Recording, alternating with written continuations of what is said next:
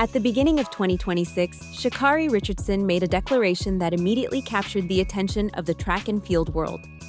Looking directly into the camera, she delivered a message filled with confidence and determination. She said that if she did not feel her best, then she would be the only thing standing in her own way. Most importantly, she announced that 2026 would be her legendary year. Those words carried weight because they came from an athlete who had already reached the pinnacle of her sport. Richardson was no longer chasing greatness. She had already achieved it. As the reigning Olympic 100-meter champion, she stood as one of the most recognizable figures in global athletics. Millions of fans had watched her triumph on the biggest stage, and many expected her to enter the new season stronger than ever. That is why the opening Diamond League meeting in Shanghai attracted so much attention. For Richardson, it was supposed to be the first major step toward validating the promise she had made months earlier. Instead, it became the beginning of a very different conversation. The women's 200 meters featured one of the strongest fields assembled for the early part of the season. Olympic and world-class talent filled every lane. Among the competitors was Bahamian superstar Sha'Carri Richardson, one of the most versatile sprinters in modern track history. American rising star Anavia Battle entered the race looking to establish herself among the sport's elite. And of course, all eyes were focused on Richardson. Yet there was another athlete on the start list whose presence carried a unique significance. Shericka Jackson was competing not merely as a contender, but as a woman attempting to complete one of the most remarkable comebacks in recent sprinting history. When the race began, Jackson wasted no time. She attacked the curve aggressively, maintained her rhythm through the transition, and powered down the straightaway with authority. By the time she crossed the finish line, the clock displayed 22.07 seconds. It was not just a victory, it was a statement. Richardson finished second in 22.26, while Battle claimed third place in 22.40. Richardson crossed the line in fourth with a time of 22.42. The margin separating third and fourth was only 0.02 of a second, but the result still carried enormous significance. The athlete expected to dominate the headlines had been beaten by 3 competitors. For many observers, the result immediately raised questions. Was this merely an early season rust remover? Was Richardson still working her way into top form? Or was Shanghai the first indication that the sprint landscape of 2026 might look very different than anticipated? To understand why this performance generated so much discussion, it is necessary to revisit the months leading into the season. Richardson entered 2026 in a dramatically different position from previous years. The burden of chasing Olympic gold was gone. She had already accomplished that goal.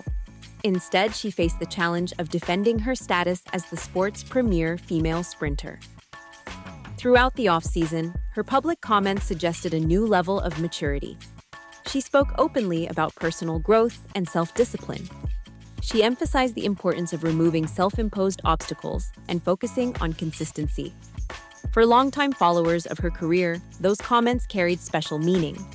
Richardson's journey to Olympic glory had never been straightforward. Her career featured moments of brilliance alongside periods of adversity that unfolded under intense public scrutiny. Every setback seemed amplified because of her fame. Every comeback became a national story.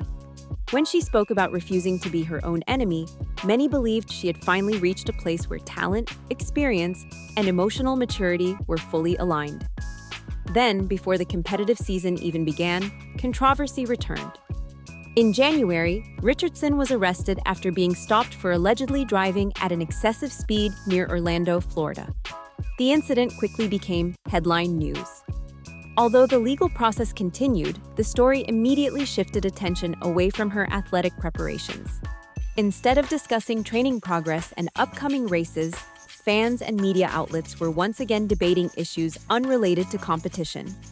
For an athlete hoping to begin a legendary season with complete focus, it was far from an ideal start. Despite the distractions, Richardson still managed to remind the world why she remains one of the most dangerous sprinters on the planet. In April, she traveled to Australia to compete in the historic Stawell Gift, one of the oldest and most unique races in athletics. Unlike traditional sprint events, the competition uses a handicap system that gives slower runners a head start. Richardson was assigned the most difficult position possible, starting from scratch while every other athlete began ahead of her. What followed was a remarkable display of speed. Patient through the opening stages, Richardson gradually closed the gap on the field before unleashing her acceleration in the final meters. By the 90-meter mark, she had already erased the advantage of her competitors. Moments later, she crossed the finish line first in 13.15 seconds. The victory was significant not only because she won, but because very few athletes in the event's long history had ever managed to triumph from the scratch mark. It was exactly the kind of performance that seemed to support her belief that 2026 could become something special. But there is a major difference between an exhibition-style handicap race and the brutal reality of the Diamond League circuit. Shanghai represented the first true test against the world's best. And while Richardson struggled to find her best form, Shericka Jackson delivered a reminder of why so many experts once considered her the most dominant 200-meter runner in the world. To fully appreciate Jackson's victory, it is important to remember what she endured over the previous 2 years. Heading into the Paris Olympic cycle, Jackson appeared unstoppable. She had established herself as one of the fastest women in history over 200 meters and was widely viewed as a leading contender for Olympic gold. Many analysts believed the event revolved around her. Then everything changed. A serious Achilles injury forced her to withdraw from competition at the worst possible moment. Instead of competing on the sport's biggest stage, she was forced to watch from the sidelines as others pursued the dreams she had spent years building toward. For elite athletes, injuries are often far more challenging mentally than physically.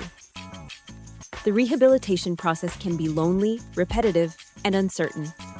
Every day becomes a battle against doubt. Every missed competition serves as a reminder of what has been lost. Jackson spent months rebuilding her body and her confidence.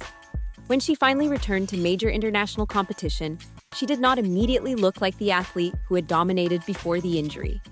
Yet there were signs that her speed was returning. At the 2025 World Championships, she earned a bronze medal in the 200 meters. While some viewed the result as a step backward compared to her previous achievements, others saw something far more important. They saw proof that she was back. Shanghai may have been the first indication that she is ready to move beyond simply returning. She may now be prepared to challenge for major titles once again. That possibility changes everything heading into the remainder of the season. The newly created World Athletics Ultimate Championship in Budapest has already become one of the most anticipated events on the calendar. Featuring many of the world's best athletes and a massive prize fund, it promises to deliver the kind of elite, head-to-head competition that fans crave. For both Richardson and Jackson, Budapest represents far more than another race. For Richardson, it is the opportunity to prove that her declaration about a legendary season was more than confidence. It is the chance to demonstrate that early setbacks do not define champions. History shows that some of the greatest athletes have responded to disappointment with their strongest performances. For Jackson, Budapest represents validation. It offers the opportunity to complete a comeback that once seemed impossible. Winning after injury is impressive. Returning to the very top of the sport is something even rarer. Before either athlete reaches Hungary, however, several critical battles await. The Diamond League schedule will bring them into direct competition again. Oslo, Rome, and eventually the Prefontaine Classic in Eugene promise to provide important clues about who truly holds the advantage. Among those events, Eugene may carry the greatest significance. Competing in front of a passionate American crowd, Richardson will have an opportunity to answer the questions raised in Shanghai. Jackson, meanwhile, will have the chance to prove that her victory was not an isolated performance, but the beginning of a new chapter.